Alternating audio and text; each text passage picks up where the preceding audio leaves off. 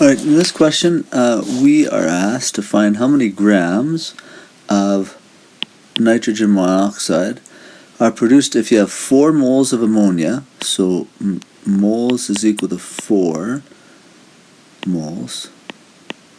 And we have 20 moles of oxygen. So now just really looking at it, probably, well, it is a limiting reagent question, but in just looking at it, you see that you have, for every 4 moles of ammonia, you need 5 moles of oxygen. So if they say I've got 4 moles of ammonia and 20 moles of oxygen, just right away you can say, hey, you got way too much here. Because if you have 4 moles of ammonia, you need 5 oxygen. Well, I do have 4 moles of ammonia, so I need 5, well, but I got 20. And so this oxygen is the one that you've got way too much of. So that's your excess reactant.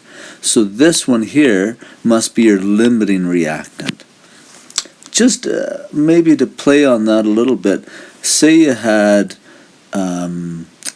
8 moles of ammonia. You don't.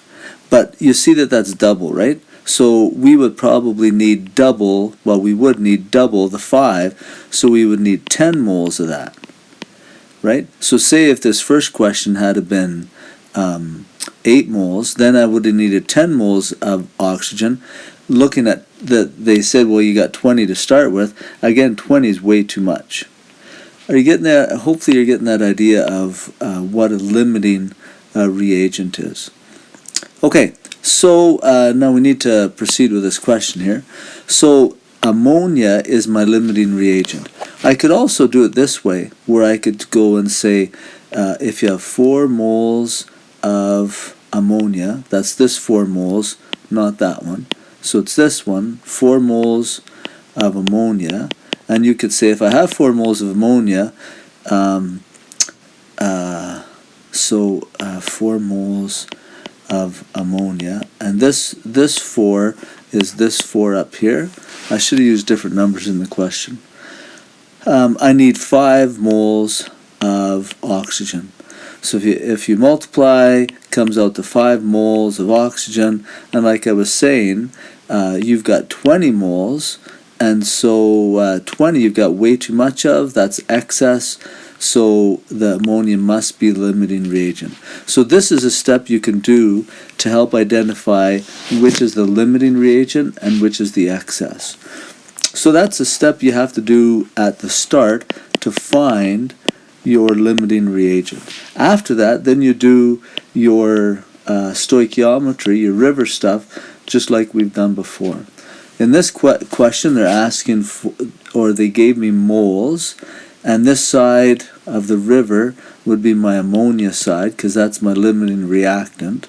And then the other side, they want to know how many moles or what the mass of nitrogen monoxide is. So this is the nitrogen monoxide side. And they're looking for mass, so it's a solid. So in this question, I have to get across the river, that's 1. And then I have to get up to Solidsville, so that's the second step. Okay, so first step, I need to take moles of ammonia and convert that to moles of nitrogen monoxide. So I'm starting with 4 moles of ammonia.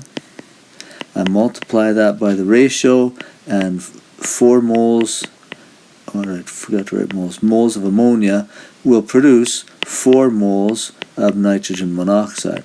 Multiply, divide, of course you're going to get 4 moles nitrogen monoxide. Okay, that's step 1 done.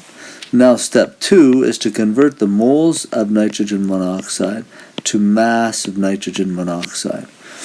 To do that, I'll need a molar mass for nitrogen monoxide. So 1 nitrogen is worth 1401, and 1 oxygen is worth 16.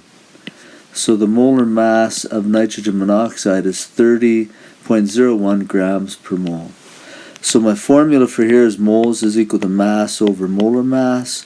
If I manipulate the formula, I get mass is equal to moles times molar mass. So my moles are, from right here, 4 moles of nitrogen monoxide, and I'm going to multiply that by 30.01 grams per mole.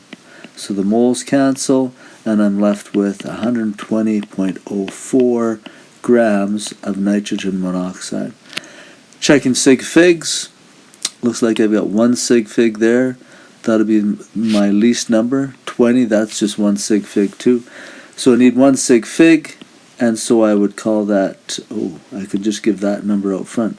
Since this was less than 5, I'll just round it down to 100 grams nitrogen monoxide. That'd be my answer for that question. Hopefully that helps you with that limiting reagent part, and then you do stoich just like you normally do.